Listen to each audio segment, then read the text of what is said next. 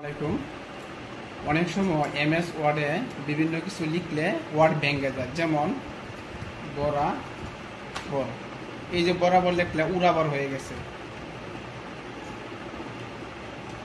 বাংলা লিখলে উংলা হয়ে গেছে। অনেক সময় এরকম ভাবে চেঞ্জ হয়ে যায়, অর্থাৎ অটো কারেক্ট হয়ে যায়। এটা সলভ করার সমাধান হচ্ছে, প্রথমে আমরা ফাইল মেনুতে ঢুকব, তারপর অপশনে ক্লিক করব। ক্লিক করার পরে প্রুফিং নামে একটা অপশন আছে, এখানে ক্লিক করব। তারপর অটো কারেকশন অপশনে যাব। যাওয়ার পরে এখানে যতগুলো টিক চিহ্ন আছে সবগুলো টিক চিহ্ন উঠিয়ে দিব।